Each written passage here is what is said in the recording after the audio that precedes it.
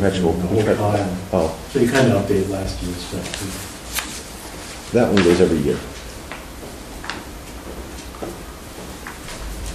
You do. All right, good evening. Today is January 13th, 2020. I believe how time flies. This is the Waterboro Budget Committee, and I'm going to start off by introducing ourselves. Diane Seahagen. John Burrows. Jim Southworth. Tommy Lee. Julie Giles. too. Tim Neal. Matt Forrest. Gary Lamb. Okay, and tonight we have the fire department and the EMS. We'll be speaking with Matt. And does anybody have anything to start with? No? Anything they want to talk about first? It's on you, Mark. It's on me, huh? It's on you. Well, thank you. So, in front of you, you have all the packets of everything we're covering tonight. I think I actually have everything. We had a couple documents sent out to you last week, and today we put on there the operations budget portion and the capital plan. So, starting on the chart one, we're going to look. They're on the screen as well. We'll talk about the operations budget, ladder one discussion, staffing issues, the capital improvement plan, and charts and additional information that we've inserted in here. Feel free to stop me anytime, ask questions as we go, or we can go back either way. Just going to make sure the camera's on that too. Yep. Do you want me to wait? No, you can go ahead. Okay. Operations budget this year, this is a summary sheet, so the first page you come to is a summary document out of both department accounts. So you'll see fire and EMS, so 7001 and 02. Dispatch at the bottom, it's also in your packet. The summary document, let's go to the next one. All right. So, For the folks back home, where do we get dispatch services? Bedford. Bedford Police Department. And I have a slide on that one too. So under operations, the wages were plugged in with a 2.5% adjustment. We plug it in on the wages, and it totals all the other subcategories for it. Really, the only notable change under this section would be under maintenance, which went from $62,800 to $94,675, and there are a lot of projected repairs. We have obviously the tires are not cheap on the larger apparatus, but we have a lot of repairs for the current aerial device in there as well. Known issues that we have, Excuse and me obviously just a some moment. probably unknown issues. We'll I talk. don't have a copy of that. Can I get one, please? It's not in any of these packets. These are just the numbers that are in the budget. Okay. The Excel spreadsheet. The blue line. Yeah, I'll come with you. Oh, that's all right. I got it. So the $94,675 includes a lot of repair costs for corrosion, which we'll talk about more under the latter discussion, but there's a torque box, maintenance, and we're anticipating based on where we are with maintenance with the rest of our fleet. Most of our other numbers within the 2020-2021 column, we really didn't have substantial changes this year. Most of them static costs from last year. Looking at our trends, see where we are. If we can reduce them, we certainly do. As you can see, we've some of them, whether it's the heat's gone down a little bit from our projections. I would anticipate that based on our CIP request for 2 new heaters for South Station, that we'll be right in line with that because we have to run those at a higher temperature now to keep them running.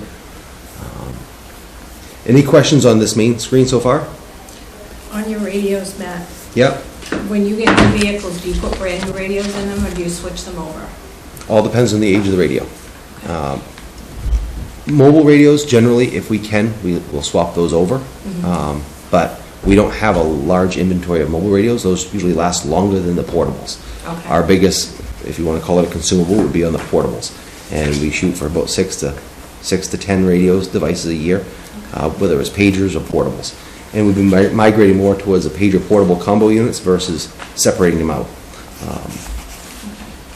They do get lost, they get broken, especially with any of the portable ones. But the mobile radios aren't always bought new, but Okay. sometimes we do buy a new one, depending on the age of the unit. Good. And I believe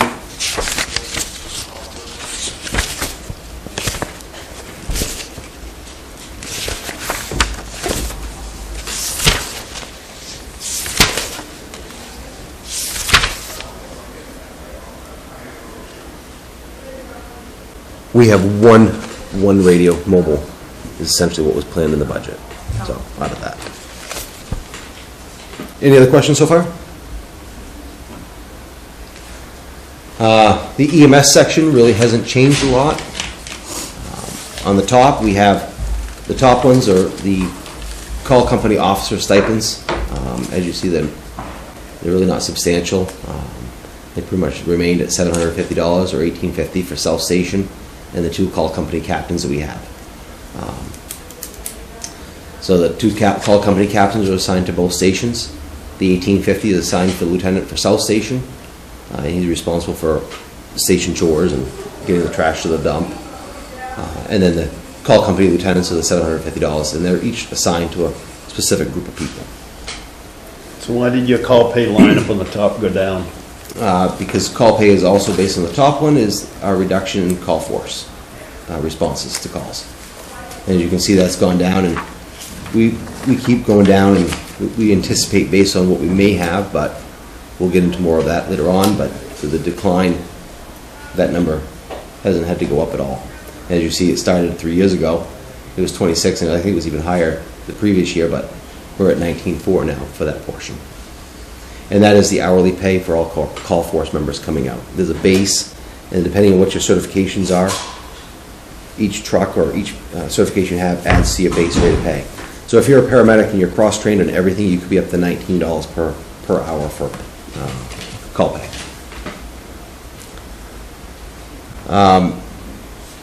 Really no major changes here. Training, supplies, repairs and maintenance costs, all the consumables, anything that's used in the ambulance, whether it's bandages or items that we have to purchase to replace for transport to the hospital that we can't obtain from the hospital ER. All the drugs we use, we have to buy our own drugs, so we have to replace them now. Can't just get them from the hospital unless they're due to expire for an exchange. Any questions so far? Does that include your Narcan? Yes. You have to buy that? Yep. too? We have to buy everything for How ourselves. expensive is that? Not that expensive. Not that. Yeah, it's relatively cheap prospectively.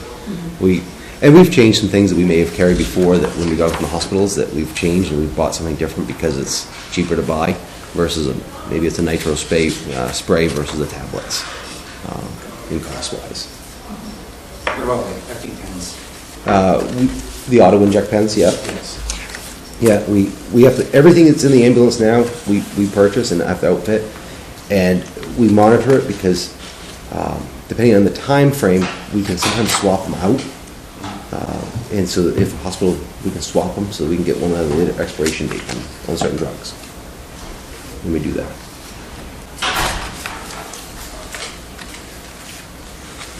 Dispatch, Gary had mentioned about dispatch. We are dispatched by the city of Biddeford at the police department. They have a dispatch center that they dispatch for several of the agencies, including obviously the city of Biddeford. We've been with them for, I believe, 5 years now, 5 or 6. Has it been that long? Yeah. This year, we're renegotiating a contract, and at the end of our contract this year, the rates are projected to go up 50 cents per capita, which would be reflected in that new number that's up there. We were paying $58,500. We're projected to go to $62,400. And that's based on 7,800 people. Now, that contract will be good until the next census comes out, and then it'll be based on the population of Waterboro, based on the new census. But $62,400, 50-cent increase. We've had really good luck with them. They've done a great job with us. And they provide our PSAP, all our public safety answering point, all our 911 calls. They do our EMD and everything, so it's all-inclusive with that cost. And under the dispatch line, you'll see we have our CMP for our repeater and generator backup power, and repeaters for our primaries. And then we have our IAR, which is called, IAR is abbreviated for I Am Responding. It's an app that dispatch uses, and I believe it's like 19 towns out of the 29 towns in York County. It's quite a few of them. I didn't change that number. That number right there may go down a little bit, but we're working to partner with York County now. They've had an agreement to work with I Am Responding for all the towns to jump on board together. So York County will actually pay the bill, and we'll reimburse York County next year.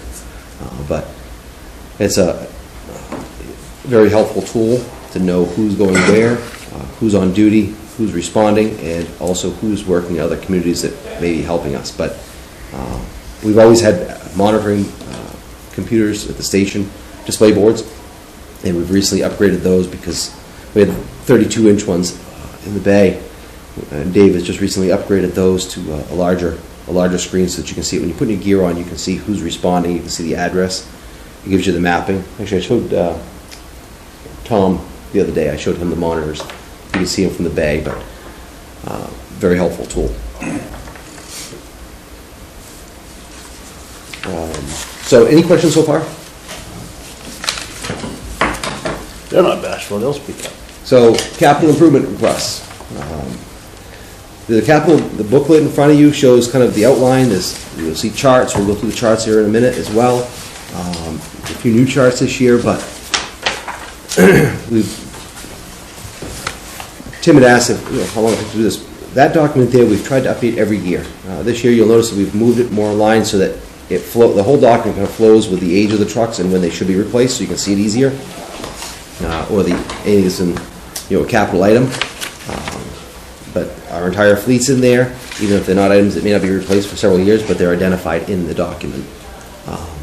Currently, we operate with the ladder, an engine, or 2 engines at Central, a tanker, 2 ambulances, a forestry, a boat, a UTV, and we have the two staff vehicles and a service truck. And that's spread out between Central Station and South Station in South Waterboro, which is behind the milk room. And if anybody hasn't been, they want to tour the stations, more than happy to do that. I spent 2 hours last Friday doing that. It's highly recommended. Yeah, I'd like to do that. I meant to do it last year, I just couldn't fit it in. I made it Friday. It's very interesting. They're making a lot of improvements at minimal cost. So on this document you see in front of you, titled Capital Improvement Requests, these are things that we know are coming up, and some things that we really like to sell and hopefully we can acquire. On the top one, we have a button.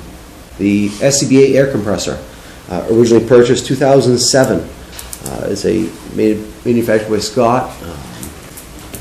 It provides the air for our breathing apparatus, all the tanks that we carry, to refill them after fires, weekly truck checks, any training events, the bottles have to be refilled. Air is checked every year, has to be certified for breathing air. The issues that we have with the current system are several. We have a control board issue, which is impacted by the compressor itself. So if the compressor shuts down, you have to drain it off now to be able to get it to restart, because with built up pressure, it won't restart. So you have to reduce the pressure in it to get it to fire back up. Our tank bottles, our storage capacity is 5,000 pounds on the rack, which only leaves us about 500 pounds per for our 4,500 pound bottles that we carry, because that's what we're running, 4,500 pounds. We can max get that compressor up to 4,700 pounds now, so our reserve is minimal. So what should be a very short process to refill bottles, it takes hours, and a lot of wear and tear on the equipment because it doesn't work to what it should be. Our capacity is very limited and the compressor is small. It's how old again? 2007 was purchased. Is the compressor mobile? Like, is it in one of the vehicles? No, No. it's fixed in the station. On the side, it's mounted on the side wall, which has been a problem as well, is because it's exposed to all the, it's in wide open, it's not in a separate room. Ideally, those would be, It's right there. ideally, they would be in a separate room by themselves for air filling station, but we don't. So we do our best, and it's in the bay. The guys have to be exceptionally careful because of washing vehicles or any water in the bay because it's exposed as well. But,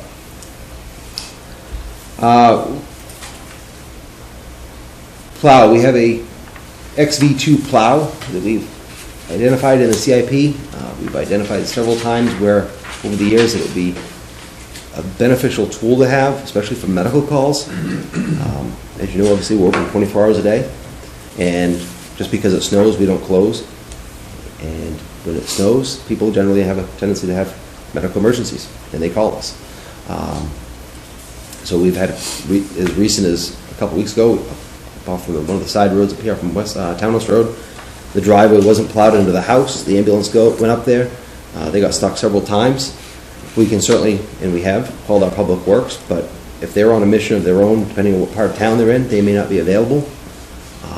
It's something that a lot of the communities do for public safety, as far as with the fire department, to have a plow on the service truck or their pickup truck to plow for that. We're not in the plowing business. I don't want to be in the plowing business, so it's something that it's to gain access to a property for a truck, an ambulance to back in, so we can get a patient out, so we can have transport to a hospital. And there's been several cases like that.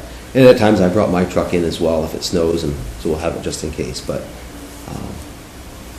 they're about $6,300 or $6,350 is the municipal bid pricing on a Fisher plow. And I would suspect that obviously would last a solid 10 plus years over the life of the truck. SCBA bottles, we've been talking about that. I put it in here this year. You haven't seen it on this document. I think it's been in operations most every other year. I put it in here because obviously the dollar's over $5,000, even though it has been. We're in our last 2 years of buying the air pack bottles to replace them based on the expiration date of the bottles. So we need to buy this year and next year to fulfill our stock of bottles. Every air pack has 2 spare bottles, and we have spares on the rack as well. But so this next year is a bigger purchase year for 14 bottles. After that date, they cannot be used, is that correct? That is correct. So, and without a bottle that is in compliance is a fine as well. And mind you, and I talk about almost everything that we do, that we have at the fire station is required to have an inspection. We inspect everything weekly, and we also have to have different state certifications, or somebody else has to independently test it annually.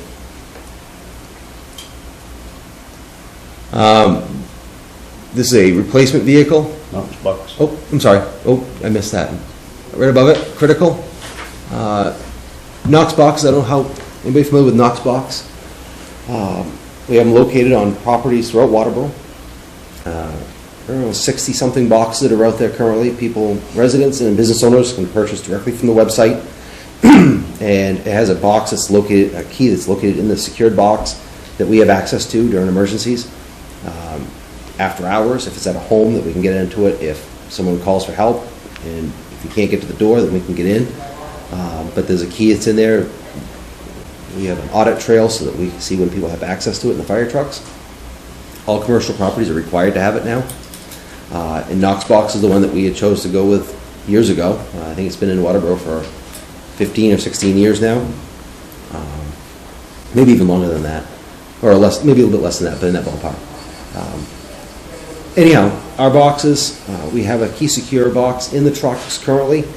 However, because of the age of the boxes, they've been in there for quite a while.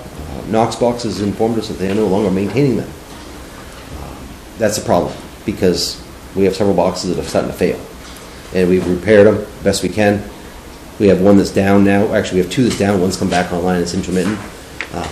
But each truck needs to be replaced altogether. and they're moving away from the old system they've got. It's a cloud-based system so that you can program and restrict access to the box right from your laptop. Wasn't really something I was excited about, that's for sure. But it replaces the 8 boxes that we need to put in each truck. So each ambulance, each engine, each ladder, forest truck. We have gates that out there that have padlocks as well. If you have a gate on your property and you wanted a padlock, Knox makes a Knox padlock that you can put on there. It's essentially because we have a lot of people with them, that, especially in the business community. I say there's very few. We have some residential, but there's not a lot of residences that have, mostly just businesses. Any questions on the Knox box? And hopefully those boxes will be good for a solid 10 plus years or longer, I would anticipate. They're a combo unit because they don't have, they're moving away from keys. So right now there's keys in those boxes. They're moving away from the key to a magnet. It's a proprietary magnet with Knox box that you get out of the truck and you go to the building. It's a different key. It's not a key like we're used to seeing with the cuts in it. I think it actually looks like that. But that device opens the Knox box to get you to the key to the building. Correct. Still, right? And people can put keys, they can put, if you have a RFID reader or a passcode, people put those in it. Depending on what the application is, they may go with a bigger box. If it's a small application, it's a small box.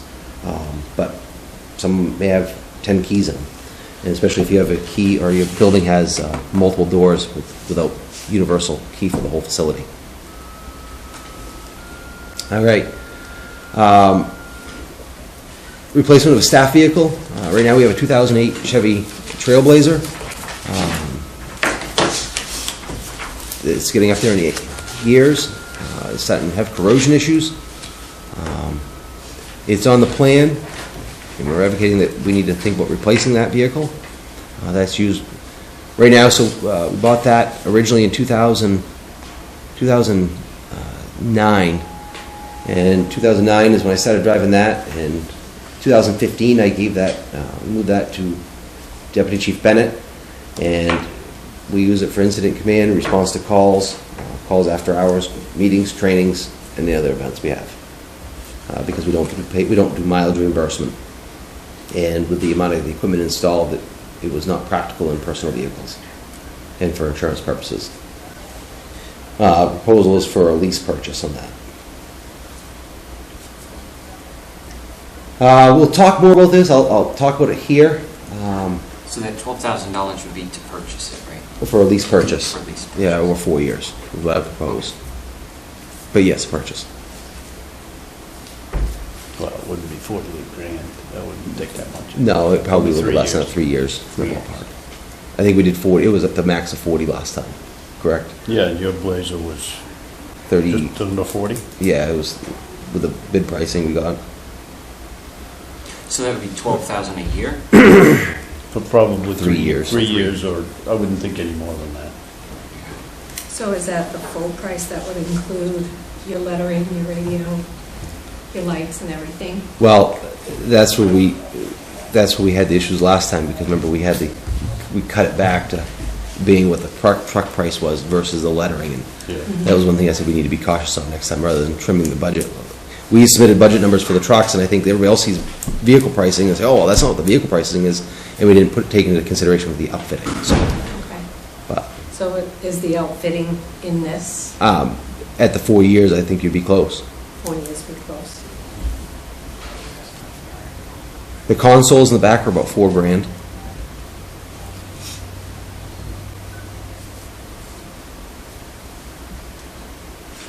By themselves. Well, that plus lights and radio. if it's Right, radio, for then installs. 12 times 4 would be closer. We'll touch on this document, but we can talk about it more in here. We're thinking a lease on a new ladder truck, or a used ladder truck, sorry, to replace the 26-year-old vehicle that we have now. Ours is a 1994 E1 100-foot stick. It was purchased in 2007. Now you hear 2007 a lot because it was the year we bought a lot of capital equipment, because we put off a lot of projects for many years before that. but it was purchased in 2007, used. It came out of Lyle Woodridge, Illinois. It was refurbished by Brindley Mountain Fire Apparatus in Huntsville, just outside of Huntsville, Alabama. We've talked to them and try to get a picture on where we're at for a replacement used truck. We've been kind of told in the ballpark of a used truck that would last us. With the refurbishment, we can probably look at max be $475. So obviously, if we found something cheaper than that, then that's obviously what we'd like to do. But our truck now, and we're going to talk more about it, we've been having a lot of problems with it. Maintenance costs, our anticipated maintenance costs, and the downtime that we've had. And each year, and you're going to see charts in a few minutes, we'll talk more in depth on that. But and time frames, depending on when you find a truck, could be 6 months to 18 months out. A used truck, you're basing it on the department that's getting rid of it when they're getting a new truck, and then when they get delivery of the new truck, then obviously the truck you're looking at goes out for refurbishment and any repairs, and basically given to you as new as it can be in a used truck state. Again, our truck was bought when it was 12 years old, and it's now 26 years old. NFPA, and I don't want to jump ahead of myself, I'm going to cover it in a few minutes, but NFPA shows trucks that are 25 years old should be replaced. Town of Waterboro and their fixed asset policy recommends the fire apparatus at 20 years old. So if you're okay, I'm going to skip through the rest of this stuff so we can move on and we can talk more about that truck, okay? Second floor restroom, we had talked about it last year, putting money in to remodel that room upstairs. I did not put any dollars in for the second floor bathroom remodel this year. We did some painting and we're going to try to get another year out of it. South Station, we have two Monitor K1 heaters that were purchased used several years ago, and we're having a lot of problems with the old K1 Monitor heaters. Parts and availability is limited. Our proposal is to swap out those units for a direct replacement to a Toyo stove unit that burns K1. Because of our issues on the site, we're limited on propane tanks outside, out back, and where the roof is, where the roof line was. We don't want to bury them.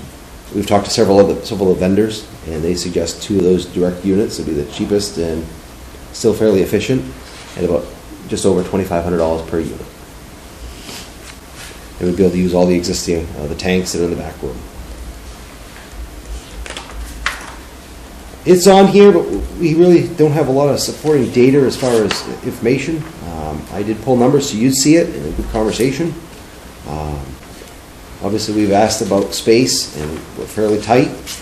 I reached out to Patco to ask them what it would cost for, as you see right there, a 40 by 50 storage building or garage, which would potentially for the in the field there or the wooded area behind the TARP buildings we've got. We erected the TARP building this year that holds a UTV, and we moved the shed, which is full of generators and pumps. But we seem to be taking up the parking lot with portable TARP buildings, which doesn't make sense for long term, if you ask me. But most likely we'll have to replace that in next year as well, because they don't last forever. But we've run out of room in the building. The building is full. Unfortunately, the stuff that's in the TARP building should be in the building, and stuff that's in the shed should be in the building as well, rather than trying to go out there. We keep our cones in the shed. I think you saw the UTVs parked out there, just because the trailer is, 18 feet long, thereabouts. And stacking these vehicles 3 deep or 4 deep in times in the bay does not make sense when there's an emergency, because inevitably the truck you want is 4 trucks deep, and when you're trying to get that truck out, stuff happens. You know, a compartment door is open, you're running around, you're trying to get the truck out. We've had compartment doors struck before. What was it, $4,000, $5,000 we had to replace overhead compartment doors because they open up, they flop up, they hinge from the top. And when you're on that side of the bay, you know, you wonder, how do people do that? Well, you can walk under some of them, so you wouldn't even notice. It's fairly dark on the side of the bay, because where if you haven't been over there, you take it for a tour and you can see the sidewall, but there's so much equipment that we store on the sides of the bay. When you go down there, people get in the truck, they want to get out the trailer, So they moved the first truck out to get the second truck out. The door was open, it took those off. But even if they're closed, you gotta move one truck out, go in and get the other truck, bring that out, and then go get the truck outside in the summer months, because the forestry's inside, so get the truck from outside, bring that inside to hook up a trailer. It's a process. The other thing we have outside is parked next to the shed is the warp trailer. It's an enclosed trailer that was designed for a rehab. We got the trailer originally donated from Walmart and back in the day Architectural Skylight before they closed up and moved. Chief, having spent all that time there Friday, would we be, excuse me, would we be better off doing, and I don't know if we have space, and I don't know if the selectmen would support it, but would we be better off doing an addition to the back of the building, or to the far side of the building, where we could put maybe, I don't know, 5 garage bays, 20 feet deep for the trailer, the UTV, the boat, and then additional storage instead of an outbuilding? I don't know, would that be more convenient? I think having something attached without having people walking through going through the parking lots, I think it would be a great idea. I'm not sure that we have support for that. We've tried a couple times, and we actually spent, $20,000 an architect. So an architect has actually looked at it and did plans for it. We spent $20,000 from the first architect, and another $3,000 for another designer. An issue is obviously our roof pitch. On the back of the building, our issue is the property line is so close. Okay, I wasn't sure of that. Yeah. It went to the voters and it was rejected Okay. twice. But So the first project was at $1.9 million, and the second one was $750,000. And they just weren't interested in the building portion of it. We have issues with sleeping quarters. We tried to Yes. fix those with the big, almost $2 million project. And the $750,000 gave us a proper entrance and waiting room, and it did not include the bay, a new bay. Correct. It was a new entrance area. The way the roof line is and what they could install, even the first architect was installing smaller bays that would be the entire length of, well, not the entire length, of Old Alfred side, and then a smaller bay on Route 5 side. This was the $2 million with a new bay on each side, and a new entrance over by the existing parking lot. You probably have seen these before. This was rejected, so we went down to, What's in your hand, really, without the garage? No, the other, that one, yeah. First, this one? yeah. It was just that back piece. Yeah. And here's the entrance now, right behind where those people are, and there would not be another bay out here, but I'd rather have a discussion with you folks, and then the selectmen later, on whether or not we're better off putting our money in addition to the station than spending $100,000 or $200,000 for a garage, a 3 or 4 bay garage out on John Smith Road. Now, I asked Matt to put that in the budget. He did the homework enough to get that in there, but our needs in the station are pretty important. They're not being met by a new storage garage for the things that are going on in the station, for the staff, sleeping, public interaction, et cetera. And just so you know, that dollar from Patco is 4 walls and a couple doors. There's Three doors. 3 doors and a man door. There is nothing else in that building. We're not gonna put water in it. We would insulate the heck out of it and heat it. But there was no other plans for any other utilities in that building other than obviously some lights. But Yep.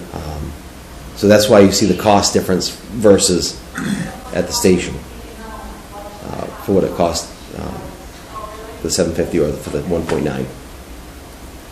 But we can put a new bay on either side of the station. We'd have to move the generator over on the old Alfred Road side, but that can be done. So over the long haul, if we're gonna stay there, and our central station is gonna stay there, we can add on to each side. Not much out the back, but we gotta kick out towards Old Alfred Road or into the parking lot. And I know it's more money, but I would rather do that than start putting up other buildings like this.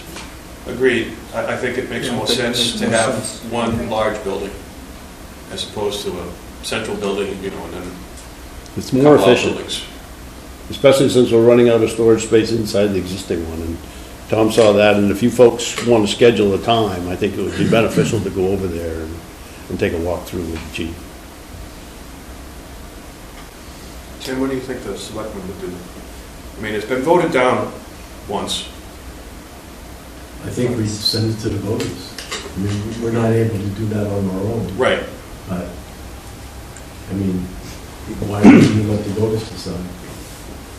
Unless we got creative and started putting multiple six figures of money away for a capital reserve Set account aside. and funded half of it in cash, and That's what I had Which suggested we've started before. doing, and it's been recommended that we do more of it.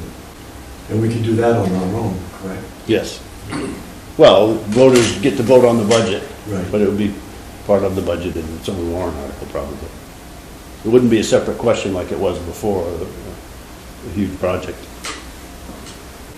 And so, recap on this page real quick. The bottom, I did not, you're gonna see in that CIP, we have a fleet of equipment that's starting to age out, that's getting older.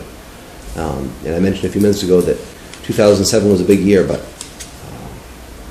we had some equipment that was certainly outdated and that wasn't replaced. They'd asked for money and funds to do projects that weren't done. They couldn't get back then. And so now, because we bought so much that was purchased back then, those things are starting to get older. So we're going to start to see a lot of those things moving forward, unless we're creative and we can watch it. And obviously I didn't include it, you'll see in the document, is a 1999 pumper as well. So everything's getting older. In your documents, you're going to see a capital equipment list. So this really kind of identifies what we have. You have it in front of you. You can look at that. Should be in the capital document, capital plan document.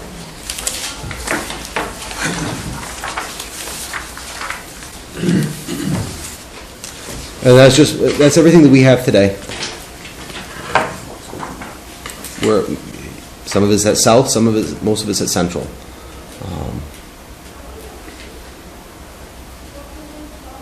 We've tried to identify what year it was purchased. In the columns, you'll see them that they have a fixed asset policy based on the town's policy. And I don't know where those numbers originally came from, but those are the years and useful life that it's in the policy that was adopted by the Board of Selectmen. Current age of the vehicles, what we call them, if there's a special name for them, the condition, anticipated replacement dates, estimated replacement costs, the priority, whether it was acquired new or used, replaced new or used, and any other specific info what the item is. The next sheet you'll see is a capital fleet with progression. And this is the recommendations so that we could see it ahead of time, which I guess does the same thing, but if it's red, it means it's critical. Where it's yellow, you're thinking about it, you're starting to think about it, and then you warm up to it. And then it's here.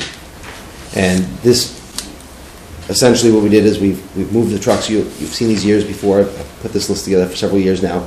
But that list there has just been removed, that the apparatus that's going to be impacted in the current and or future fiscal years are on the top, and then it progresses down. Any questions? So we said we were going to talk more about the ladder. I've got some slides in here for information for you on that. Some information on our ladder truck. It's a 1994 E1, purchased used 2007 for $267,000. Currently it's got 78,177 miles, 9,635 hours. You convert that, it's 317,000 hours plus. I'm figuring out based on the idle time. Aerial's got 1,504. Truck's now 26 years old. We bought it used. We did not anticipate having it for 25 years when we bought it. It was bought used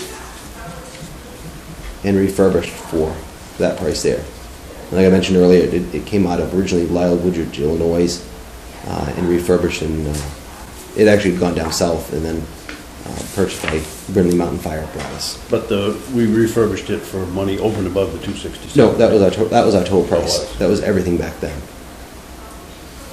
So that was the all-in, I mean, purchase, That was our all-in price back retrofitted, then. ready to go? Yep. Okay. And how much did we put in to spruce it up? I think, 50? no, it was close to 100,000, remember, altogether. But it was a package price. We didn't really see the dollar because it was bought, because when we went down there, we actually went down and it was a refurb. So they actually did a lot of the cost, and then we got the bid, that price came out of that. So they did the repairs needed. What's Ladder One's mission? I'm assuming you guys have a lot of questions about ladder trucks, or, you know, and I think a couple questions were asked earlier. But what we use our truck for: building fires, chimney fires, smoke in the building, carbon monoxide issues, alarm activations, bad motor vehicle crashes. We have blocker, water damage mitigation, obviously aerial, elevated rescue, hazmat, and any other call as determined when necessary by the OIC or dispatch. Essentially, that ladder truck, and I can go back to the picture real quick here. If you see, it's also a giant toolbox.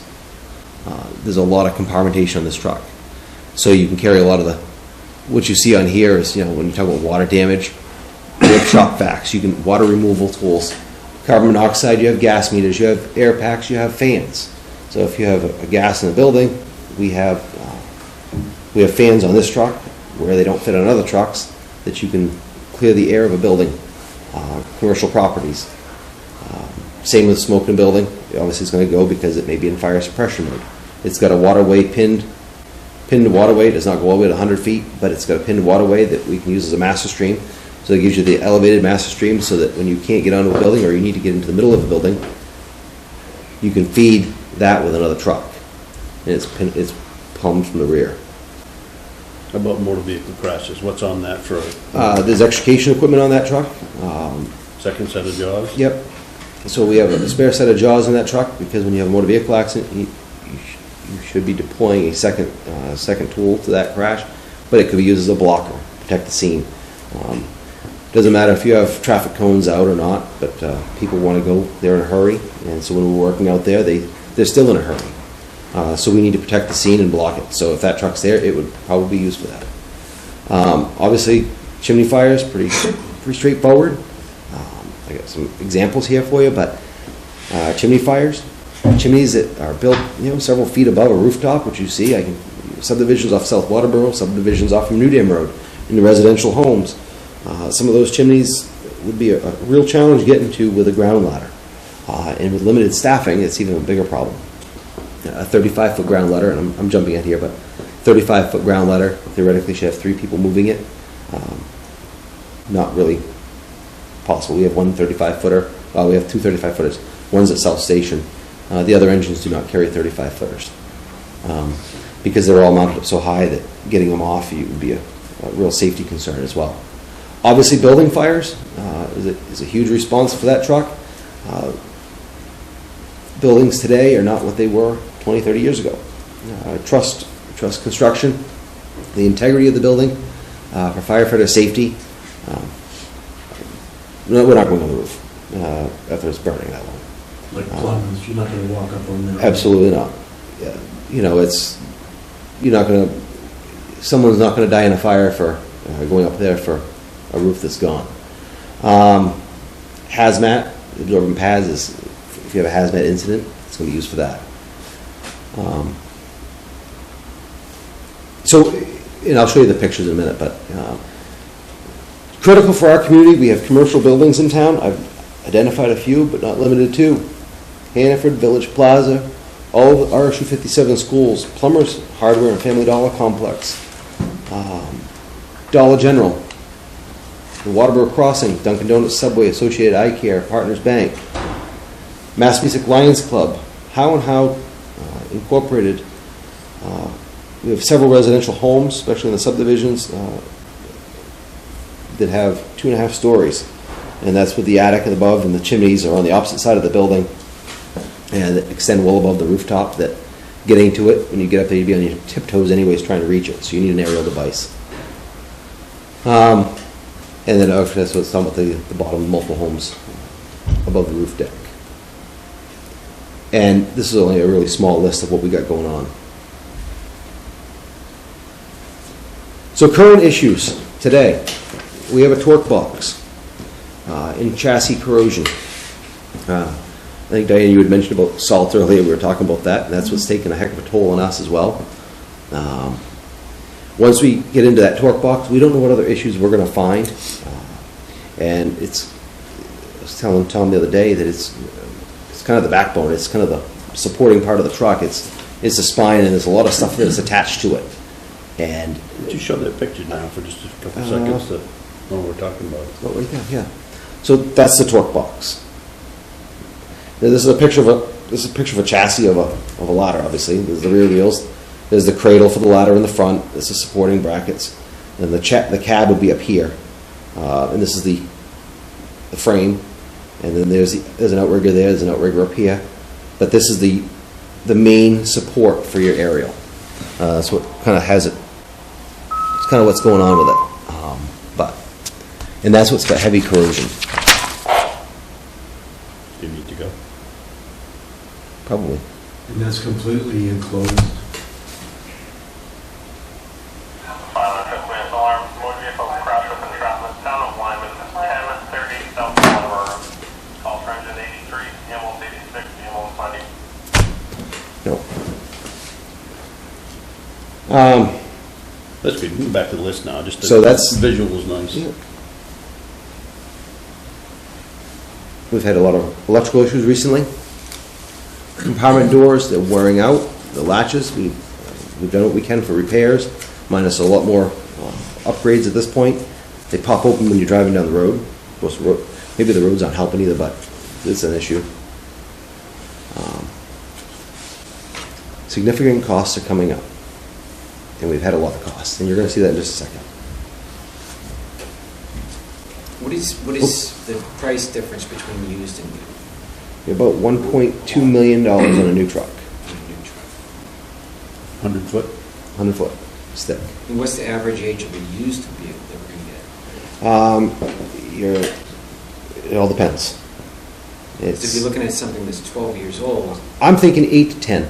8 to 10, And if we can go newer, we can, but the problem is you're not finding a lot of newer stuff than that that's used, if you will. right? And you're only going to get like 10 to 15 years out of it, right?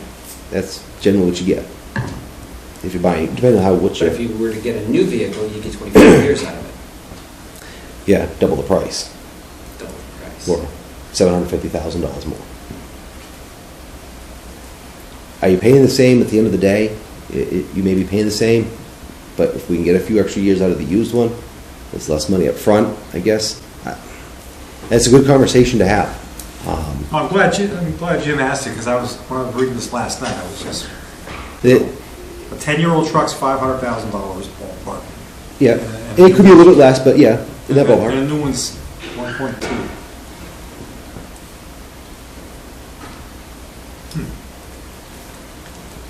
Buxton actually, so Buxton went out recently, I think someone just asked this question. I did. You did. Buxton had gone out and asked for a new truck. Taxpayer said no. They went out and voted 2 months later. Said yes to a used truck. So I don't know. Same It's- scale in dollars we're talking Yeah, about? similar Less than scale in that? dollars. And the 1.2 is, there's no bells and whistles. Here's your truck. You could be a little bit less, but it's, You're still going to have the same maintenance issues, well, maybe not as extreme, but I would imagine. you may not have them for the first couple of years, on Your a new upkeep's truck. going to be the same as what I'm trying What's to say. that? Your upkeep is going to be the same, Correct. maintenance and preventative. We do the same stuff every year to this truck as you would a new truck too. Yeah. You'd be doing the same thing. But you'd just be delaying stuff like the torque box or whatever you may need. You're delaying that out 20 plus years. If you do your due diligence and have the corrosion preventative stuff done beforehand, we've sprayed our trucks, we've tried all kinds of different things. We're me. It's We the have nature of the corrosion. beast. We have corrosion. We had a failure, I don't know if you guys heard about it, we had a failure a month and a half ago. We were actually at the school at we had a fire in a science room with a Bunsen burner that caught fire. While we were there, we had set the ladder to the building on the Alpha Bravo corner. We call it sides of the building A, B, C, D. And we were in the front corner, generally where you sat. Well, that's where the entrance was, and also the science classroom was. So we set the ladder. By the time the crew went in and came back out, the ladder had fallen and rested itself on top of the building. Thankfully, there was no building damage, because we were only about 4 feet above the building at that point, or 3 feet, whatever, above the building. And there was no structural damage to the building. But what happened, obviously, was not good for the ladder truck. We lost our lifting ram, and so we had to replace both lifting rams. We lost the backup cylinders. Did what they were supposed to do, because I guess on a rapid descent it does exactly that. And it came down and it rested against the building. That same picture on a building fire that's extended out over a building with somebody on it would not have been a pretty picture, and would have been a really Be a problem. really big problem. So we have the downtime, risk to staff and the public. Obviously, we're available all the time. Obviously, the risk to the staff, not having the equipment. We're calling mutual aid. Risk not having it for the public is obviously what we do. Safety features, newer apparatus. And safety should be the number one consideration. We have a lot of safety information here for you as well. I don't need to read it word for word, but two ground ladders, a 24-foot section is 2 people. A 35-foot section for a ground ladder is 3 people. The ladders we use are not the same as the residential homeowner ladders. They're wider, they're bigger, they're much heavier. Moving a 35-foot ground ladder is not pleasant, and where they're mounted on most of the trucks is even worse. So we have 24-foots, we have 35-foots, we have 16-foot roof ladders, we have 14-foot roof ladders. Roof ladders have hooks on the end of them. So you set the ground ladder, which is the extension ladder, to your roof, then you put the roof ladder up with the hooks. Ideally, that you can climb up the roof that way, because you want to stay on that. But what I was talking about earlier is sometimes when you have a chimney that's built well above the roof deck, you can't reach them by standing on it, even at 6 feet tall. And mind you, you're going up with your tools and your chains and your I-beams or whatever your tools are to break down a chimney for a blockage, to go down through the chimney, all while you're wearing a little over 100 pounds of equipment with the air packs and whatnot.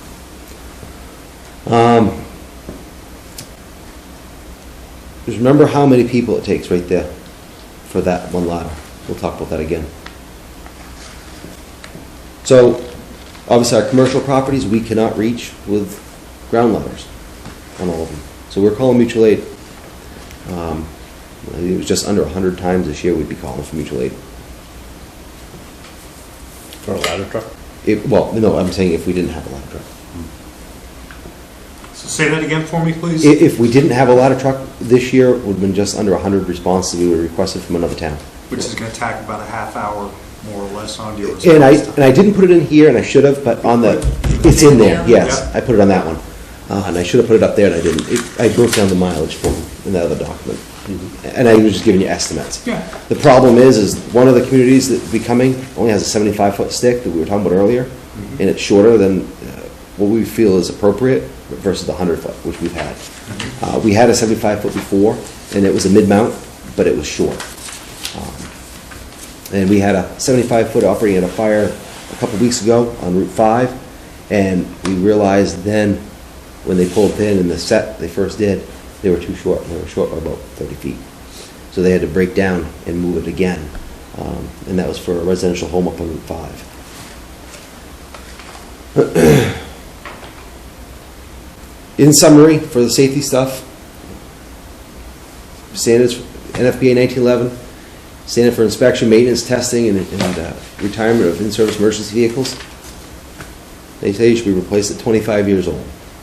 In the struggle we have here is, and I don't like to talk about the fear factor or all that stuff there, or painting this doom and gloom picture, but the truck is 26 years old now. We've exceeded NFPA's recommendation, and we've still exceeded ours in town. So we got to be doing something. Where is it used? I so often hear people say, we don't have high rises. Well, ladder trucks aren't just used for high rises. They're used so for height. They're used for reach as well. This picture was taken in Lake Arrowhead a couple years ago. Obviously, the truck's backed in the driveway, and you see it's right at the road right here now. We were talking, I think Tom, we were talking earlier, just before the meeting, about placement in the driveway. So if a vehicle is parked here, you wouldn't be backed any further, but that was appropriate anyways. It comes off the rear and it goes up, but that roof was not a roof that you wanted to be on back then when it was burning. Truss construction like that, the gussets will pop at certain temperatures, and you don't want to be on it. It's unsafe. Where else is it used? People say, well, we don't need ladders in Waterboro. Well, we did have a fire in South Waterboro.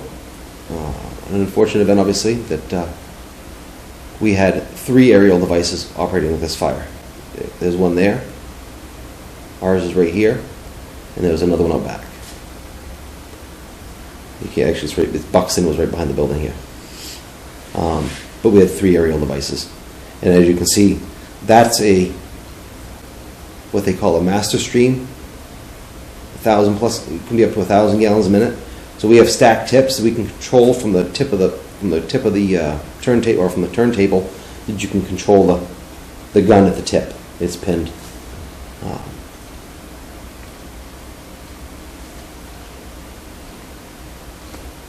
This is a chimney fire right there. Gary kept wanting me to make sure I put in that this was for a chimney fire, and I said it's right there. But anyhow, this was on Route 5. This was just the other night. Route 5 just past a school. And again, these type of roofs, much safer with this type of ladder versus putting a ground ladder up, trying to get it to lean against this part of the rooftop, and then stretching or throwing a roof ladder up to get up on top of the roof. Any questions so far? Maintenance. So, I'm not a math genius, but this is what I've got so far. Original purchase price was $267,000. We estimate that truck would be sold for about $35,000, maybe. Repair cost $109,754. That was as of that date there. I believe it's $120,000 now. We just got it back from the lifting rams and the valves. And we had to have it recertified. The question came up of, well, it's been tested. Yes, anything can be tested and it passes today. They have different parameters, but as this shows, it's been tested every year and certified since we've had it.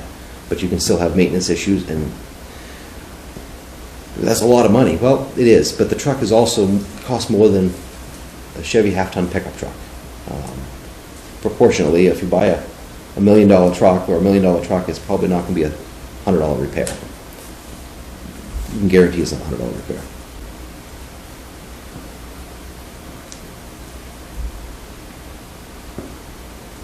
Any questions?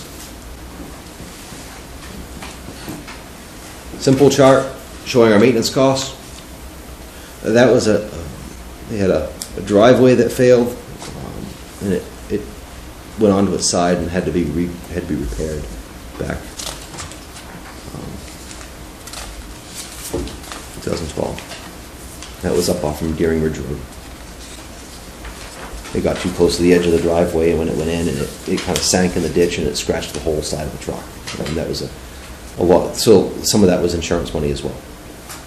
But we had motor issues as a result of that too. So the big year was 18-19. Now for 19 and 20, 21,000. We could be adding another 20 to 40 We have on that. $20,000 to $40,000 right now of known issues, For the torque box, etc. and other issues with it, yeah, and corrosion that need to be addressed. And a lot of these, so we do it. We have to have the truck inspected annually from an outside company.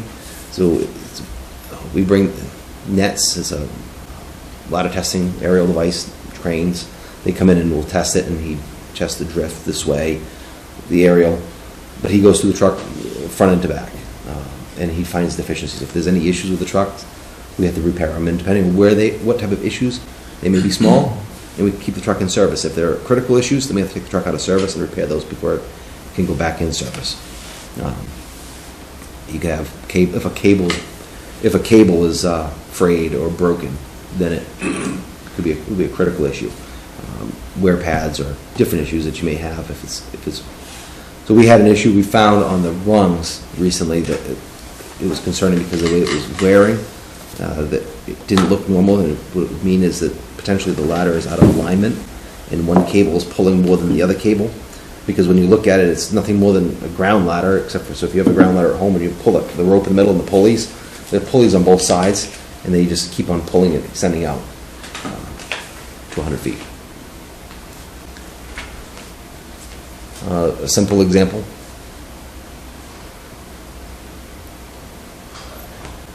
With a shortage of volunteers, paid on call and ongoing here and around the country, a replacement truck. Very Certainly. icy outside, be careful when you guys leave. Okay. Thank you. Is a huge critical piece of equipment that we use every day. Here we are in Waterboro again. 2019, we actually had that out on 73 calls. 19 of them we couldn't answer with it because it was out of service, and that we requested mutual aid. In 2018, 58, 71, 54, 67. And honestly, our records are pretty good, but we could have issues in not documenting all of them. But we try. And these would be calls that where it's been utilized, that we'd have to be requesting mutual aid from somebody else if we hadn't had one. And this was out of service 4 times in 2019? Yeah, we had about that right? 3.5 months of downtime this year. Because each time it goes to Brunswick, generally is where it's repaired. And the downtime for parts availability. We had one that was, one time it was not at Brunswick, it was at Portland North or the Detroit motor place. It was an aftercooler. The aftercooler part that was what, $5,000. It was $5,000 for labor. It was ridiculous. But getting the part, getting into it, just again being down for a period. And any truck can have mechanical issues and have issues, but we were having a bout where it's happening more frequently than not. Let's make sure we have plenty of time for staff in here. This is good detail. Oh, there's your ladder conclusion. Now, it's a ballpark, estimating a used one between $425,000 and $475,000, about 10 years old. It'd be nice if it was 8. New is $1 to $1.2 million. So I'm sorry, I knew it, yeah. I should have just waited. I knew it was coming, but any questions on the latter portion before we continue on? So we talked about the 3 to 4 people. Well, we're going to talk more about 3 to 4 people. So our staffing issues, they're real. You can, when you get home, you can go to YouTube and Google firefighter staffing. And I did it the other day, and I wanted to put a clip in here from YouTube for you, but I couldn't decide which one to pick because the page on YouTube just blew up with all the links from every media article in Maine. There's a lot of them. So in Waterboro, 2016 to year to date. So 2016 here in this column, call force responses, and here's 2019 at the end. We have a 62% response decrease from call force staff. That's So huge. can I ask you a real basic question? Don't know anything about fire departments.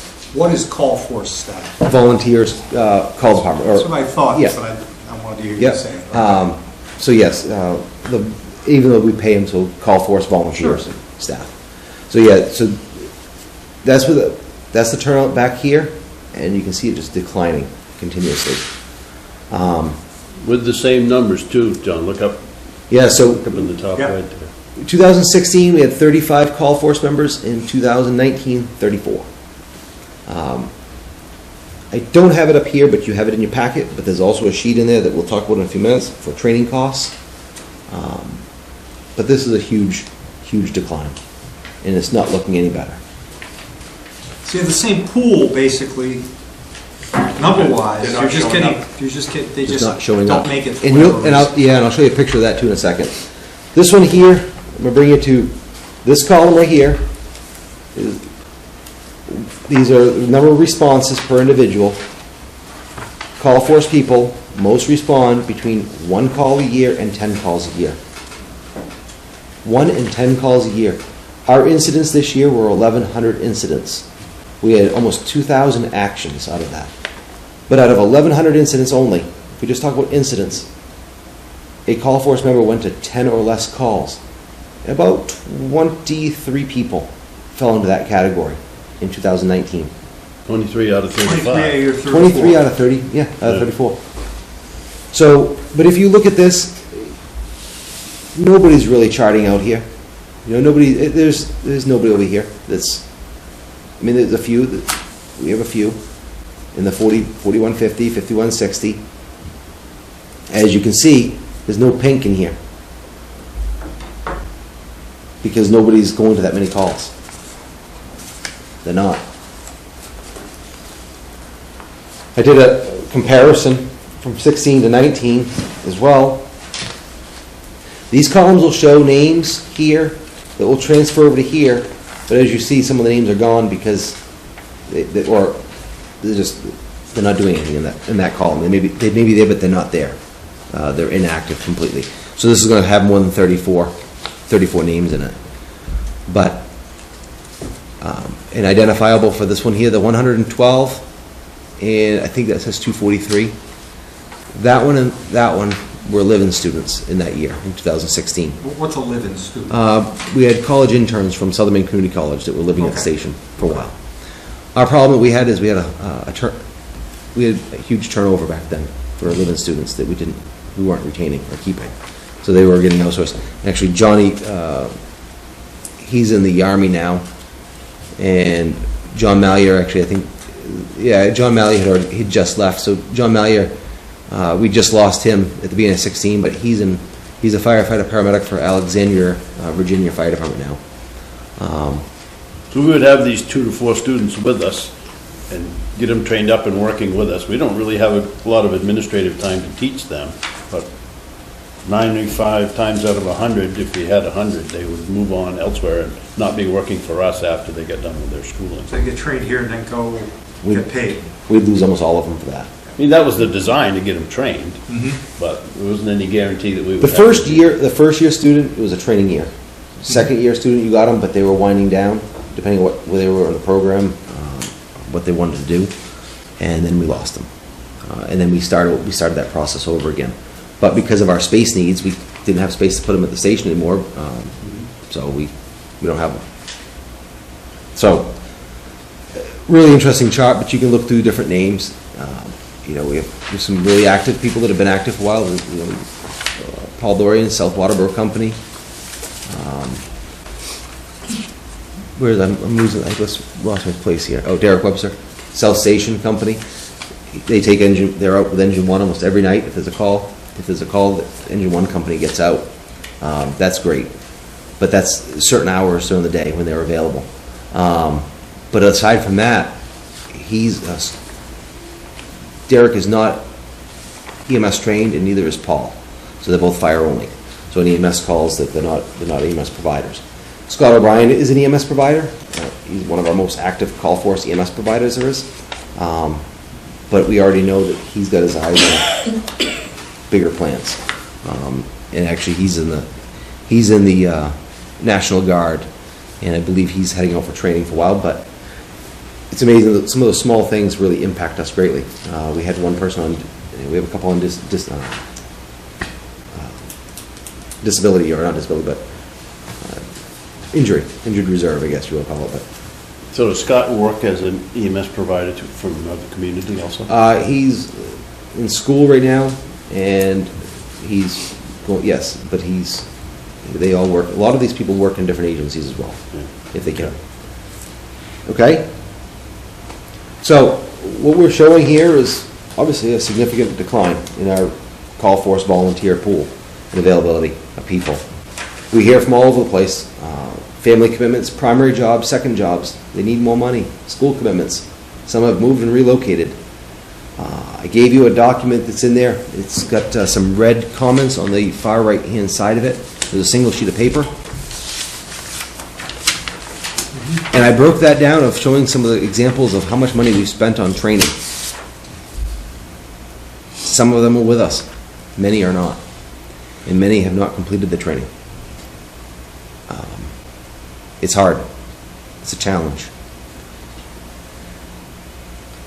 Do they pay for the training, and then when they complete it, you reimburse them, or you totally pay it right up front? If it's a baseline training, we pay for the upfront portion. We had that conversation today, and a lot of the problems would be is the people that are going to be remotely able to volunteer or willing to probably cannot financially afford to pay for the training classes. And that's one thing we've experienced. And we do education agreements. We've had some people try to work it off afterwards, but if they haven't become trained, we can't really have them work it off. They've helped us before. They've stuck, they've stayed around and helped what they can. Some can't pass the testing. We've asked for reimbursement. Sometimes you get it. A lot of times you can't. And by the time we go through the process, it's a challenge. I mean, we greatly appreciate, everything that the people that we do have and what they can do for us. It's hard because we don't have the numbers that we need to have. What do you think if we required everybody to pay for the training up front and get reimbursed only if and only they passed? What do you think that would do to call force recruitment? I think that would drop the recruitment that we do have to almost nothing, or next to nothing. And I think that's because the cost of the class is a basic. The Firefighter 1 program is almost $1,000 plus books. A lot of people don't have that disposable income, or just sitting in the bank account. They want to put into a class to volunteer to work at the call department, Waterboro, or any department really. The bank accounts aren't there with it. And the same with the EMS program. They're about the same cost. And you're talking about between both programs, some people, if they have nothing else to do and they're not working, they probably could do both classes in a 6 to 9 month window. Reality, it's 2 years. It's the first program, and then you're doing an EMS program for 7 to 8 months. And you're doing the National Registry exam for your EMS license. And you're doing the practical. The Fire 1 and 2 portion is very physically demanding. And book work too, but the EMS one is obviously a lot of book work and practicals. So just for a couple of examples, motor vehicle accident, you've seen them on the road before, they've happened, they happen in Waterboro. That's about what we need to operate safely at a motor vehicle accident. You have 2 people that are treating patients. If you have patients in this car and this car, that's more than 1 ambulance. That happens too in Waterboro frequently. There's a couple people in this truck. Someone needs to protect the scene, direct traffic. If you notice, usually only 1 cruiser there, so usually someone's doing traffic control, and nobody's happy with us anyways. But we do traffic control. We need people for all those jobs. So that's Scarborough has a program. They use volunteers for traffic control. Like it VIPs? seems like this. like a VIPS program, you mean? I don't remember what it's called. I remember reading about it many years ago. They have people, more my age, and that you can't be a volunteer firefighter, but you can stand out there and stop traffic and things like that. Is that something we could add to the call force? We allow that. We do it. Our problem is, and great question, thank you. Our problem is you also only can support so many people to direct traffic. You can have 40 of them. We don't need 40 traffic controllers on a scene. And the problem becomes is that everybody wants to direct traffic and nobody wants to become trained to treat the patient. Okay. That's the huge issue. And we had people that will do that will say, oh, I can direct traffic. That's awesome. We want you to do that. And not just, that's a great job to have, but we don't need 12 people to direct traffic on a scene. We need someone that's in that car treating that patient that's sitting in there, right there. No, there's nobody in there right now, but with that reduction in call force, volunteerism, you don't even have the numbers of people to direct traffic at some accidents. sometimes that's why roads get closed. Cardiac arrests, that's different too. Look at the numbers needed there. 6 or more people. So an EMS call, generally is 2 people. You need, someone's gonna be an operator and to know where equipment is to help the provider. The provider's in the back. Depending on what the call is, it could be 2 people in the back. Trauma, and traumas, broken bones, difficulty, obviously this one's here on the scene, but anything that's acute and serious may require more than one person in the back to perform all the functions needed before they get to the hospital and what's required out of protocols. This here is on scene. Look how long we're on scene for. 20 to 60 minutes, minimum. And ultimately, these are the jobs they're doing. You have the manager, code manager, lead medic, whoever the paramedic is. They're calling. What drugs do you need? What do you need here? What are they doing? They're calling the shots. Chest compressions, multiple people rotating every 2 to 4 minutes. It's physically exhausting to do it. Physically exhausting. And 2 to 4 minutes is, you're doing well if you're doing 2 to 4 minutes, and if you're doing CPR. Cardiac drug administration, IV, IO access, whether you're the bone drills or you get an IV access period. Someone's capturing information from the family, and actually, to be honest with you, now that we have another issue with these calls is because you have family that's completely distraught. It changes the picture again. So now this family, someone here is dealing with family, getting information, you're talking to them. Of course, they want to know what's going on. You're trying to bring them down, you're trying to talk to them and console them. But best case scenario, 6 more people.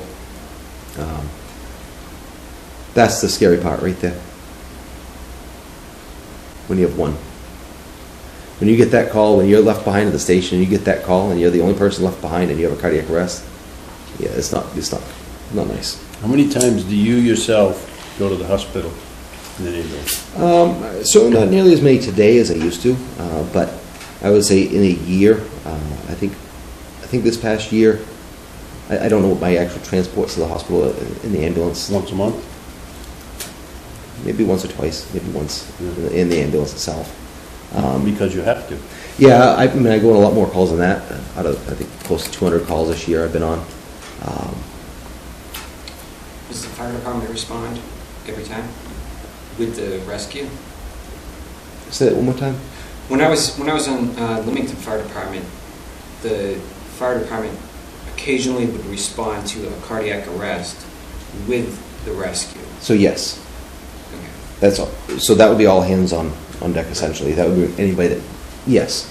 Everybody in the department's trained for CPR. So yeah, we could bring in anybody for that. If it was just something like a broken leg, it would just be the rescue. Right? Yeah, and if need be, we would call for extra help. We share one universal tone for everybody.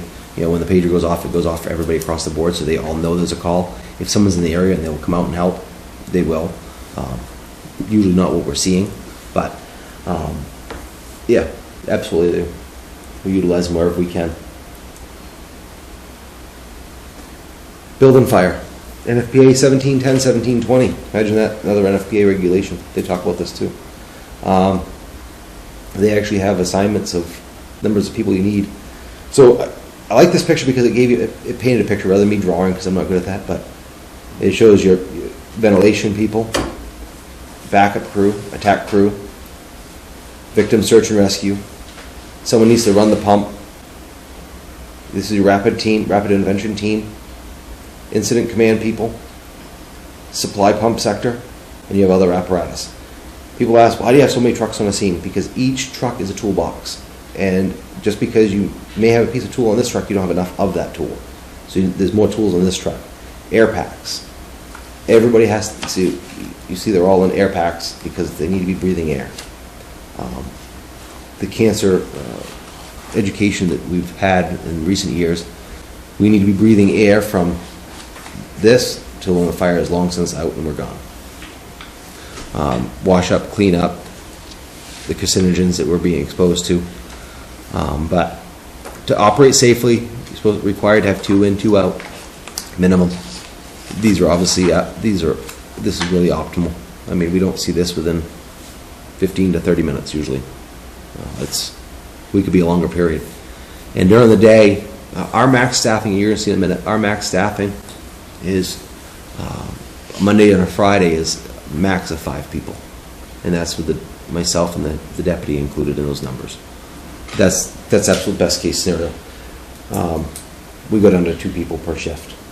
And The reality is, when you have two people on the first EMS call at the door, which we have a lot of, that means unless a call force member comes out, that truck's coming from a call force member because the other staff's on an ambulance call someplace, so that the big red trucks aren't leaving the station at that point. We just don't have people for it, which is the unfortunate part. So, we have a total of 3.1 people, and that's all calls combined. That's what the response turnout is in the average. It's not new to here, it's everywhere. Like I say, Google it, you can see it.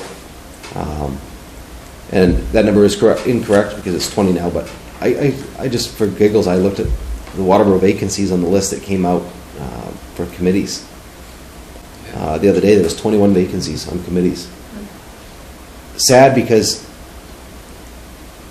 I'm not saying that I could fill 21 slots on committees, but the training requirements, I'm assuming, might be a little bit easier to get somebody to come to a meeting, participate, and get them on board versus sending them to 2 years of school and spending a lot of money for equipment and gear and the training component for the next 2 years.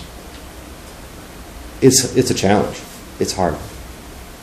We've lost a lot of good people for other jobs being out. There's places that pay good money. Some nearby. So, Is I know. our pay close to what other areas are paying? Say that one more time. Is our pay We're to close. what the other ones are? We're close, and for our call force, it's all over the spectrum. The call force, we're all over it's some departments do it differently. Demographics of communities are different. The Sanford, the Biddeford, the Saukos, they have 10 to 12 guys per shift. We don't see them at the tables talking about shortage of volunteers because that's not their issue at that point. You hear from some of the other communities around us, and it is their issue as well. They're short. We do a fair amount of mutual aid with Limerick and Hollis at times. Hollis because they're on a primary call, so we back them up. But depends on what the community is made up of as well. I think we predominantly have a lot of people that travel to work.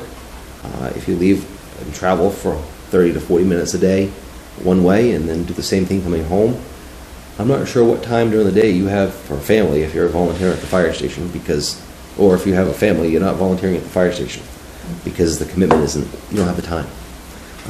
So if you have an hour each way, roughly, if you're, let's just say Portland, and I think we have a fair amount that work in the Portland area, Portland, Scarborough, Saco, even Sanford. We're a ways away, so you have a couple hours of commute on top of your 8-hour day. I'm assuming 8.5, 9-hour day, whatever. I'm assuming you want to work overtime, or some people do. So by the time they come home at night, there's just, what time do you have to give to us to live it?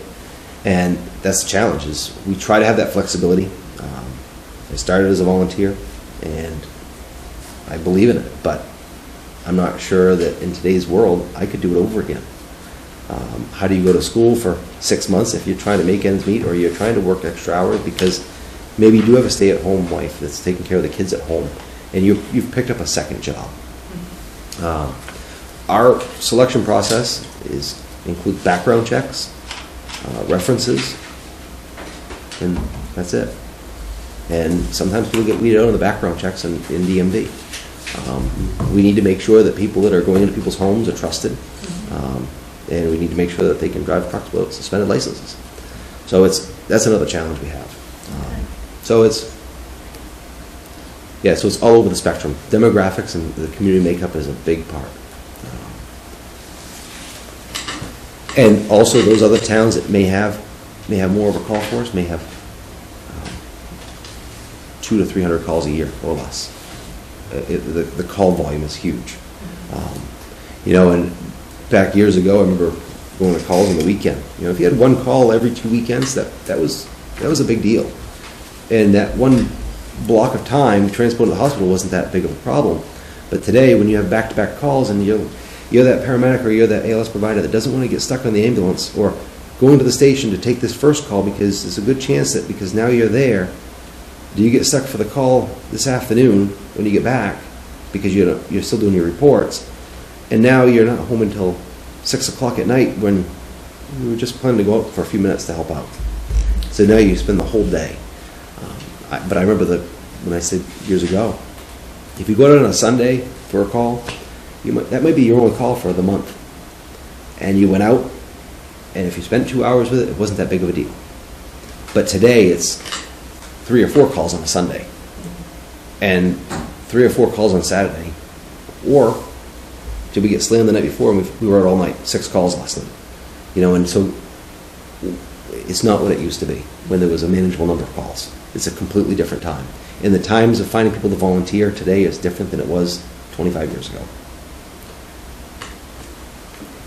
Current staffing, Monday and Friday, 8 to 4. We have Mondays and Friday, 8 to 4. We have 5 people.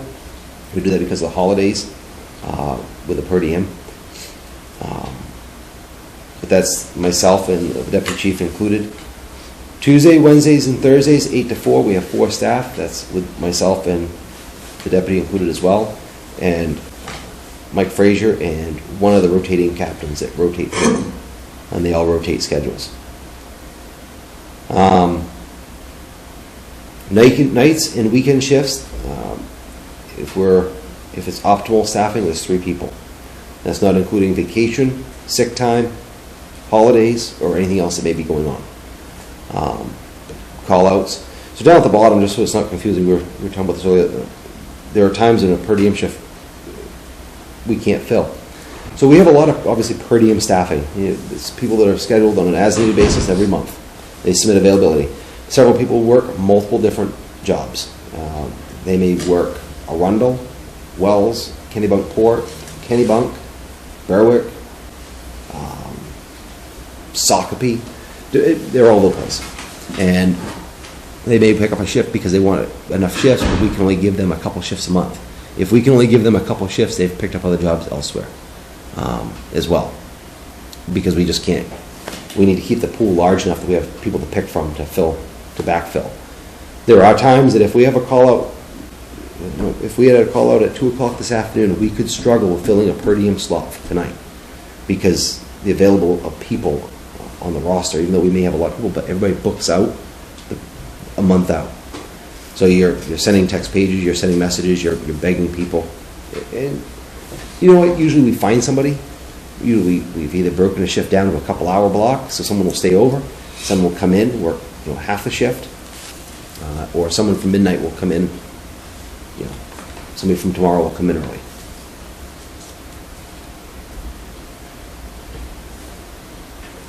So we have a couple different thoughts.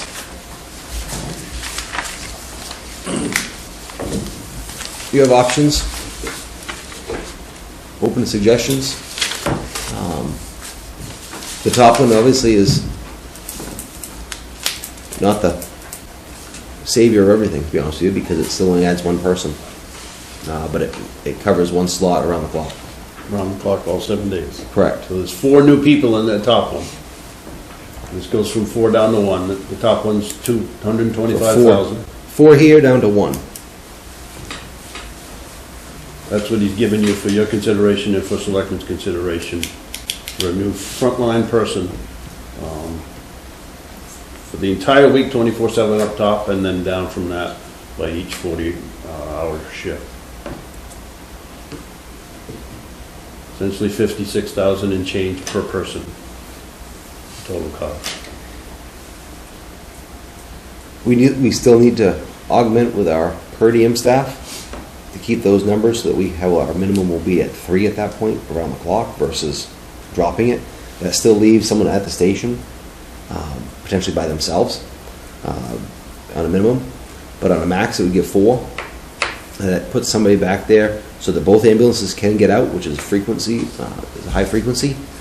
And it also has the first ambulance out the door with 2, but it also leaves 2 for a big red fire truck, so that we can staff that.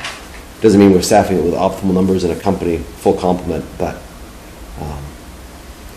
we've tried hard recruiting. We've continued, and as you can see with the numbers, with maintaining 34 people on the roster, we've pushed it as hard as we can. I'm not sure what other avenues we can do, and I'm not sure it's just in call pay per hour if we're coming out for a call, because people aren't committing days to sit by the radio waiting for those calls, or blocks of time to say, I'm going to stay available this weekend on a Saturday or tonight all night just in case there's a call and I can go on it. But it also depends on what the level is. You know, if they're willing to become trained. Can they become trained? Can they pass the tests? Those are challenges. Jim, are you willing to take motions? Because I will move that we recommend option one.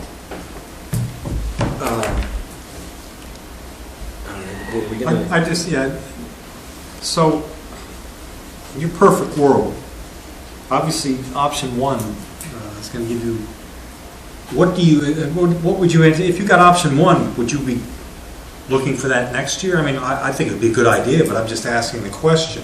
So To get the staffing where you want it to be. ideally, Yes. if we had 5 people per shift today, you know, would be great. I don't see us financially being able to afford that for several years. Honestly, and that's why we said, let's shoot for the 1 around, you know, so if we can add 1 to that person, so that we can change our policies that if a career captain is out, the next full-time person is not out that day. Obviously, we can't prevent call-outs from being sick, but we're gonna base it on this, we have another full-time person there with those 2 per diem folks that we have. We don't have those bodies coming in. We need to increase that 3.1 to 4.1. We're still short. In the perfect world, we can't make the 15 to 17 firefighters that we need. We can't do that. We're going to still push our driving force for call department, train where we can, get the people in. Hopefully we can get those numbers up, even a couple people. I got an application today, for example. I don't know how we will make it. I don't know if we'll make it or not, or if he'll be able to pass a background check. We've got 1 name in today. We see a name in once every month. Some will make it, some will put an application in. You know, Diane comes in today and she applies. She's gung-ho today. I'm just using it as an example. But you're gung-ho today. Next week I call you, I don't reach you. You've moved on, you've done, well, I don't know what you've done. You've gone someplace. You know, you've relocated, you haven't shared that information. Obviously you've lost interest. We've lost interest because we can't chase you anymore. I think we need to still move towards recruiting more people. Maybe we need to look at our structure and compensation. Do we need to change that even more to be a little more aggressive and hopefully entice the people that we do have and that we've already trained to stay around and maybe to come out more, because that's the challenge. So am I going to come back to you next year? I wasn't planning to come back to you next year for another 4 people. That wasn't my goal. Do we need to look? Certainly, yeah, there was a leading question. I didn't anticipate you would, but I thought that there was an optimal number. The optimal, well, it would be great if we had 8 guys per shift. I Yeah. don't see that happening. Yeah. I don't see it happening. So You know. realistically, this is a way to get there. I think you gotta start small someplace. Yeah. And I, you know, do I think this is, you know, cheap? No, not at 225,000 and change? No, it's not You cheap. can get to this in 1 year, 4 years, 1, 2, 3, 4 years, and so that's our option. Hard part with, You have a motion.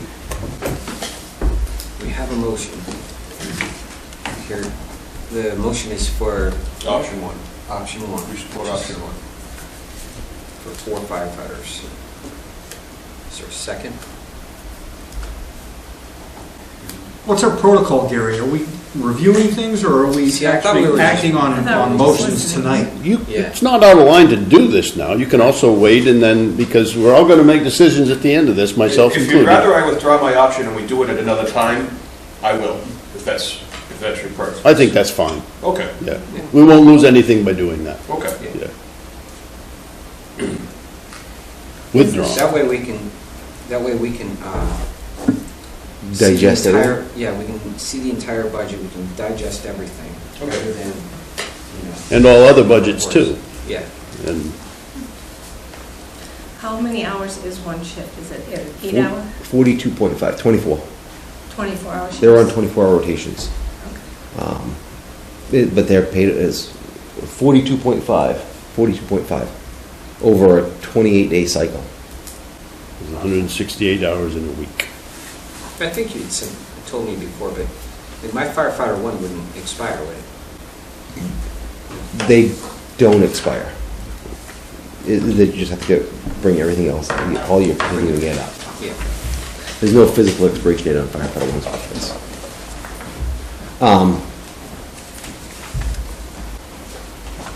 Did I answer your question? Yeah. Yeah, so they're 24-hour rotations.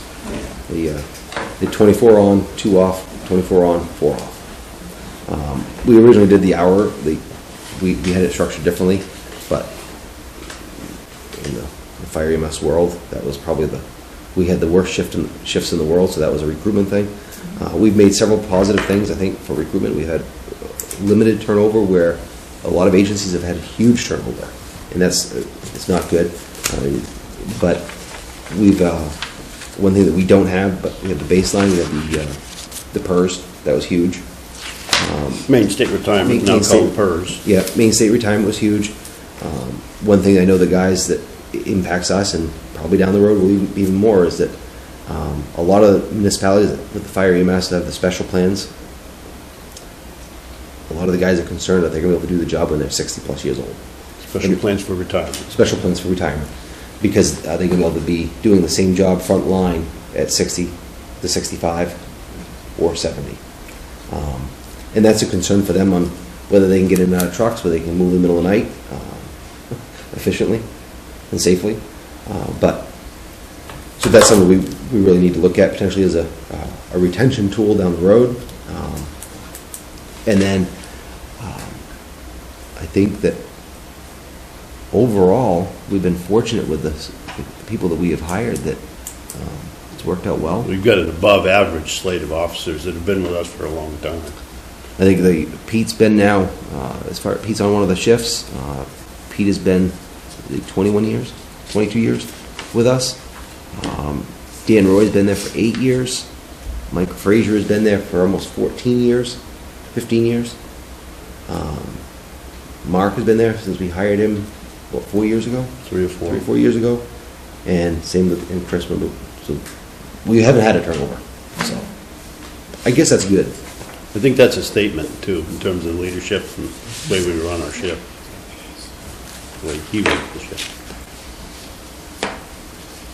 Your call staff, they get paid for the calls they go on? Call staff get paid per hour. We start out at a minimum, and then if you're an engine operator, you get X dollar. If you're ladder operator, X dollar. If you become firefighter 1 or 2 certified, you get, I think it's $2. Whatever. It's all based up, and we have a spreadsheet that we show that each one gets a different check. So if in the perfect world, if you're trained on everything, you could be, I don't think anybody's over 20. It's 19 and change.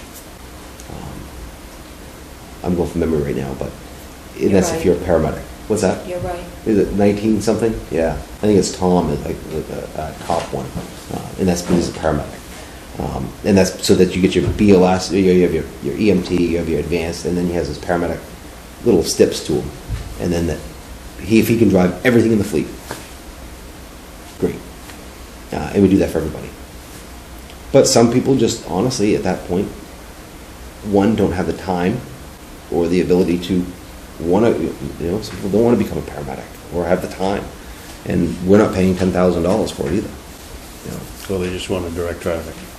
And it really, like, Or end Tom up being only able to direct traffic. well, only be able to direct traffic. But like Tom said earlier, we've had people that have joined up, and even with a roster of 8, we've had several people that can direct traffic, and everybody in the department that's one of the baselines, because the Department of Labor requires certain training levels. So everybody goes through the traffic flagging program, but then you find half the people don't want to do it anyways, but they get stuck directing traffic because they just don't like dealing with people that are yelling at them all the time. The motoring public on the road isn't great, when you're in an accident. It's not cool. But other times, how many people, I can't sign up a half a dozen people to come out for crashes like that, because then it becomes a supervision issue for those people. Where are those people? What are they doing at those calls? Especially if you get that many people, showing up. Any other questions? I know we covered a lot. It's 6 o'clock, but by all means, if you have any other questions. So if you go with the older ladder truck, you buy a used one, is that maintenance all done prior to you buying it? And then do you do any in-house maintenance on it, or do you have to send it out? So we do both. Okay. If we have a ladder truck that was used, the goal would be is it's delivered, ready to go. That the truck is, and I would hope that, I would hope that everybody knows me by now, is that over the years, we haven't just gone out to spend extra money. If we can get the truck closer to, find a truck for $425 or $430, then great. Or if it's even less, whatever, great. So lesson learned from the previous time we did this is, we went out looking for a truck, but every time we went looking for a truck, I was telling Tom this earlier, is, you start tire kicking, well, you can find all the trucks in the world you want, but we didn't, we couldn't shop for anything. So it was a painful process. We're trying to get it out there so we can, explore options, see what's out there, but knowing that we have a range of what we're looking for, and knowing that it may not be in our range. We may find that perfect, if we were out car shopping, and, we may find that dream car that we want, but it's $10,000 more than we want to pay. That's not the truck for us. But ideally, you're looking for a department that routinely trades, not because this is a lemon and it hasn't been performing. Right. That's the tough There are departments out there that have a very aggressive capital plan, and they put away a lot of money, and they go through trucks. But we don't want one that's been worn out and so well used that it's not functional for us. And like I say, it'd be nice to find one that's 8 to 10 years old. And 475 I think is at the absolute top of the spectrum. But in the market that it is, if you were looking for a 75-foot stick, there's a ton of them out there, or appears to be a ton of them. 75-foot short versus 100-foot. You can go to 107-foot or 100, a little bit over that. You might find one in a tower. But I think things we need to look at that point is to make sure that that tower meets our need, that meets the need for the length of that truck, and that it doesn't prohibit us from gaining access to certain areas that we'd be able to get to with a straight stick. We don't want to be, I think you were asked that question earlier with the length of that, or the bucket. So if you have one truck that's, I'm just going to use an example. If the straight stick is 38 feet long, and that tower, whatever one it was, let's just say it's the way it was built is 142 feet long. Okay, does that impact us, and will that change our picture?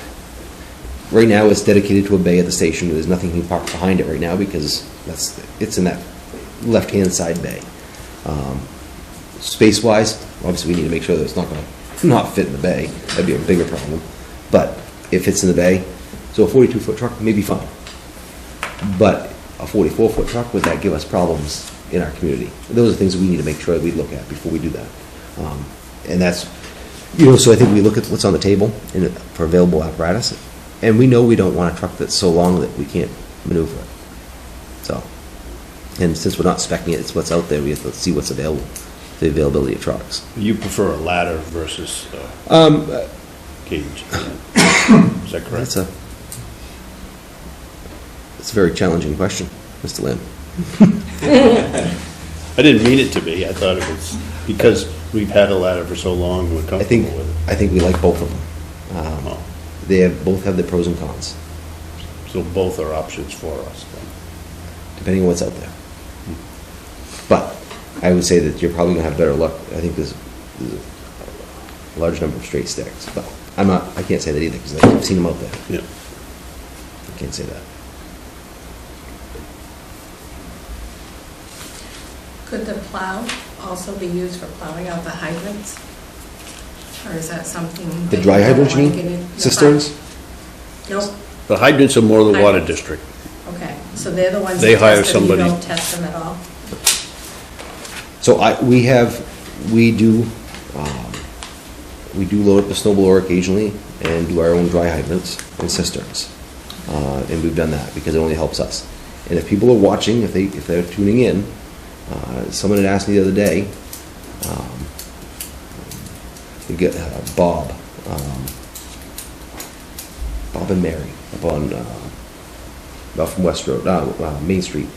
He'd called and wanted to adopt a hydrant or shovel a hydrant in his neighborhood. I think he wanted to use his tractor. That's my neighbor. Is it? Okay. So I think he wanted to use his tractor and snowblower, but by all means, snowblow it out. you know, the sooner we can get to them, but we were going out, and like I said, I brought my truck in before, and I've cleaned out the dry hydrants and cisterns in some of the remote areas, because it only helps us gain access to it if we need it. Quicker.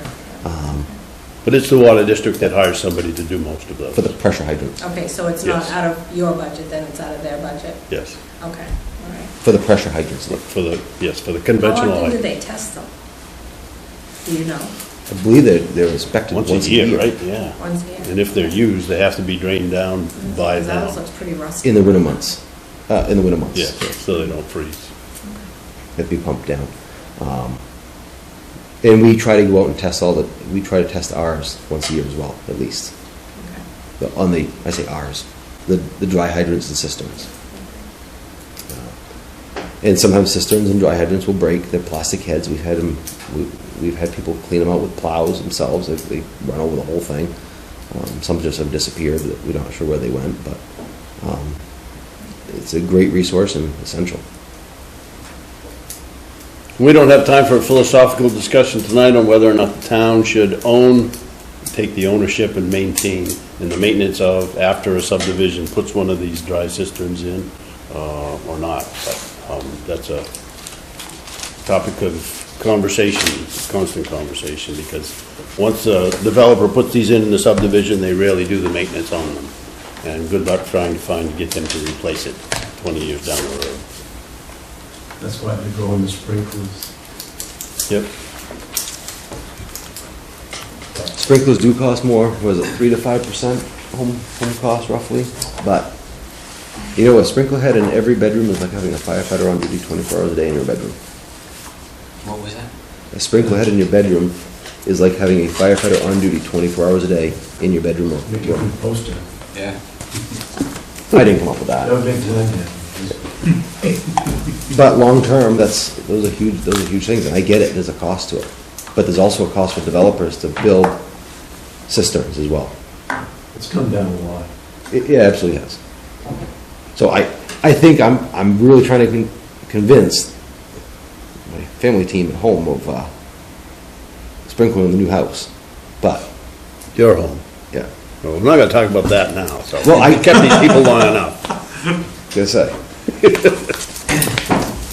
Other questions? Thank you for being here. I'm gonna try, unless there's a long-term forecast for snow, next Tuesday at 4:30, to have David Benton come in. Transfer station, God bless Clint Andrews and his wife, because between he and Joanne, before Clint passed, they did their budget for us, which is a great favor, because this year with our new trash hauling truck, things are going to change dramatically. Our haul costs are going down in some lines, and other costs are going up in other lines. We've got to buy a lot more diesel fuel. So Joanne wants to come and present the budget to the selectmen. That just shows you her character and their character. They're a classy company. So, but that will not be next week. If we do Public Works next Tuesday, it'll probably be just that and maybe one other thing, but stay tuned on that, so. And are you getting my emails, town emails yet? Yes. Okay, you did. Dave, I brought my computer, Dave fixed it. I had to buy a new computer. And you've received one? Yes, Good, excellent, I received you one this afternoon about the meeting today. Okay. So we're good. good, thank you. Thank you, Matt. And if you guys do want to stop over, whatever's conducive for you guys, and is it Sherry, you want to stop here? Yes. If you want to let her know the same thing, we can do whatever time. She doesn't get back to town till about 4:30. She pushes to get here, so that may be a challenge for her. Well, we can do it some evening, I can meet with her in the evening or whatever. It's very educational. It'll really open your eyes to see what we're trying to cram into that building. And I probably could tune it back, I guess. I'd like to go as a, I mean, if we can as a group, Yeah, as a a group. weekend would be good, I'd love to see it. It'd be better as a group. Yeah. And I know we probably chewed the fat extra time, but, you know, we could, It's worth it. I It's probably could definitely something we should. trim it back. I should have done it last year. Absolutely. So we're adjourning? Do I hear a motion to adjourn? I move to adjourn. Second. All in favor? You got what, 6:17? I'd take it. Once you step out there, step out.